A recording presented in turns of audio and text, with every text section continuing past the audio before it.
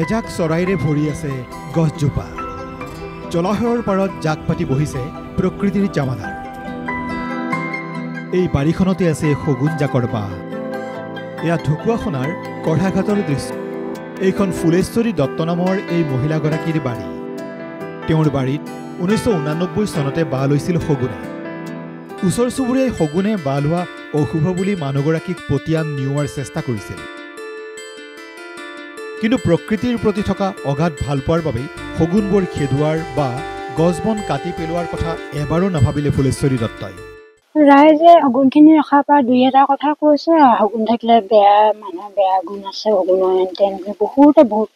কল্পনা কৰে যদি সেইবিলাক মই আওকাণ কৰি পিনি তেওঁলোকক মই আশ্ৰয় দি ৰাখি আছোঁ আজি বহু বছৰ পৰা 1989 চনৰ পৰা গতিকে তেওঁলোকৰ লগতে মই নিজৰ ল'ৰা ছোৱালীৰ দৰে তেওঁলোকক ভাবোঁ কোনো হেৰি নকৰোঁ কাৰণ সিহঁতৰ শগুনৰ 100 গুণৰ অধিকাৰী বুলি বহুতে কয় সেইটো ভাবিয়ে মই তেওঁলোকক মোকাল দি আছোঁ বিশ্ব বন্যপ্ৰাণী দিৱসৰ দিনটোত চৰ্চালৈ আহিল এই ব্যতিক্ৰমী মহিলাগৰাকী ফুলেশ্বৰী দত্তৰ জীৱনৰ বহু ঘাত প্ৰতিঘাতৰ সুযোগ লৈ বাৰীৰ গছ কিনিবলৈ একাংশ বেপাৰী আহিছিল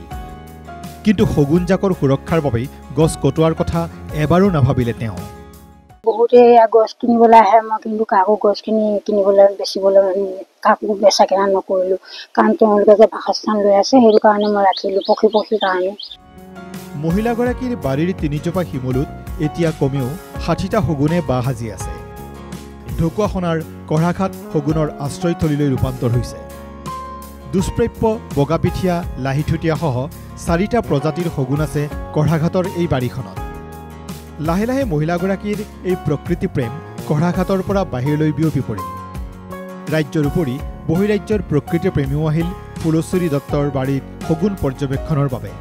সহযোগিতা আগবঢ়ালে একাংশই বাইদেৱে প্ৰায় 1990 দশকৰ পৰা শগুন সংৰক্ষণৰ লগত ওতঃপ্ৰোতভাৱে জড়িত হৈ আছে তেখেতে 2টা দশক হৈ গ'ল শগুনৰ এই গোটেই যাত্ৰাটো আমি হাসি হৈছোঁ বাইদেৱে কি ধৰণে শগুন সংৰক্ষণৰ বাবে কাম কৰি আহিছে প্ৰথম অৱস্থাত এটা শগুনৰ বাহ আছিল আৰু বৰ্তমানে 5টা শগুনৰ বাহ পোৱা গৈছে বাইদেউ ইয়াত 3টা প্ৰজাতিৰ শগুন আছে বাইদেউ বাৰীখনত হিমালয়ান গিফন যিটো পৰিভ্ৰমী হয় সেই হিমালয়ান গিফনৰ সংখ্যাই আমি পৰিভ্ৰমীৰ সময়ত আমি আটাইতকৈ বেছি পাওঁ য'ত 80টাতকৈ অধিক শগুন যোৱা বছৰ পাইছিলোঁ আৰু এইবছৰ আমি এতিয়ালৈকে 50টাতকৈ অধিক শগুন আমি কাউণ্ট কৰিবলৈ সক্ষম হৈছোঁ ইয়াৰ উপৰিও হোৱাইট ৰাম ভালচাৰৰ এইটো এটা স্থায়ী কলনী হয় আৰু বৰ্তমান সময়ত শেহতীয়াকৈ আমি চিলিণ্ডাৰবিল ভালচাৰ পাইছোঁ যিটো আটাইতকৈ আশাৰ খবৰ বৰ্তমান চেতিয়াগাঁও প্ৰাথমিক বিদ্যালয়ৰ শিক্ষয়িত্ৰী হিচাপে কৰ্মৰত ফুলেশ্বৰী দত্ত প্ৰকৃতি প্ৰেমীয়েই নহয় অন্ধবিশ্বাসৰ বিৰুদ্ধেও এক প্ৰাচীৰ ঢকুৱাখনাৰ পৰা পুলকজ্যোতি বৰাৰ ৰিপোৰ্ট NK TV